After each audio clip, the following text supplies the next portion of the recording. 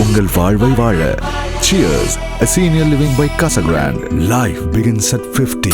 Chanakya international academy உங்களுக்குள் இருக்கும் தலைவரை வெளிக்கொண்டு வரும் பியூர் பாலிடிக்ஸ் பயிற்சி பட்டறை. நேரடி மற்றும் இணைய வழி. கான்டாக்ட் 7338242242.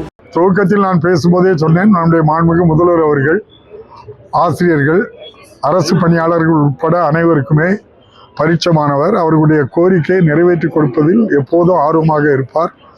ஆகவே ஜாக்டோ ஜே அவர்கள் போராட்டம் அறிவித்த போது அவர்களை அழைத்து பேசி முதல்வரை நம்பி நேற்று சென்றார்கள். நம்முடைய மாண்புமிகு முதல்வர் அவர்கள், உங்களுக்கே தெரியும், பாரத பிரதமராக வாஜ்பாய் அவர்கள் இருந்த காலகட்டத்தில் தான் பழைய ஓய்வூதியத்துக்கு முற்றுப்புள்ளி வைத்து புதிய ஓய்வூதியம் என்பதை அறிவித்தார்கள்.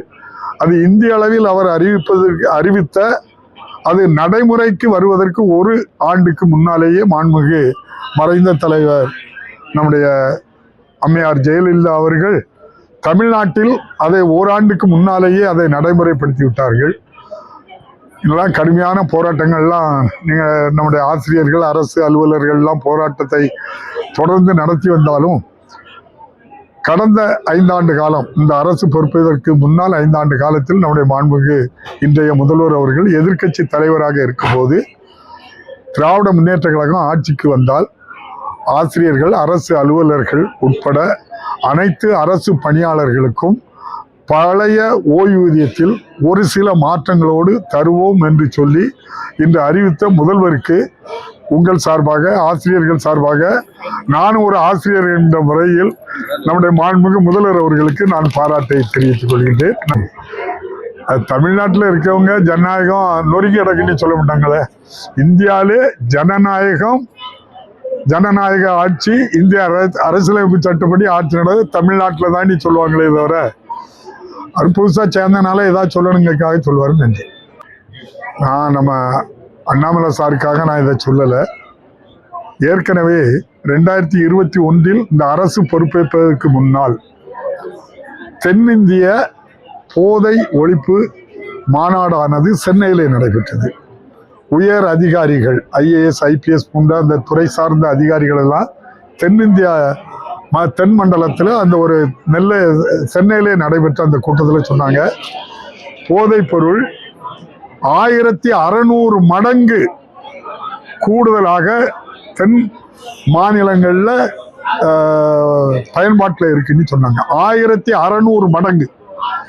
அதாவது 2011க்கு முன்னால என்ன இருந்ததோ அது 2021 வரை அந்த ஆட்சி காலத்தில் 1600 மடங்கு அதிகரித்ததாட்டு சொல்லியிருந்தாங்க.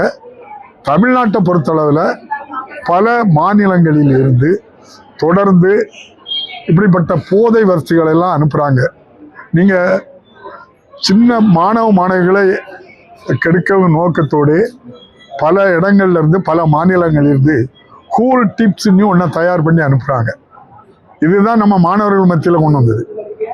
அது நம்ம 21 எப்படி இருந்து இப்போ எப்படி கட்டுப்படுத்தப்பட்டிருக்குன்னு நீங்கள் பாருங்கள். இந்த தயாரிப்பு தமிழ்நாட்டிலேயே தயாரிக்காங்க. நீங்கள் ஒரு ஆளை சொன்னீங்களா, அவங்ககிட்ட கேளுங்க, இது எங்கே சார் தயாரிக்காங்கன்னு கேளுங்க, அவங்களுக்கு தெரியும்.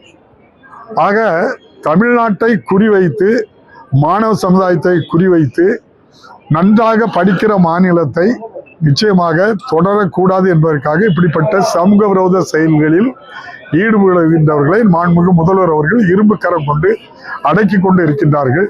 தயவு செய்து பத்திரிகையாளர்கள் யாராக இருந்தாலும் இது எங்கேயாவது இப்படி நடைபெறுது அப்படிங்கிறத கவனத்துக்கு கொண்டு வந்து அரசு சரியான நடவடிக்கை இல்லை, அது அந்த குற்றத்தின் தன்மையை பொறுத்து நடவடிக்கை எடுக்கும்.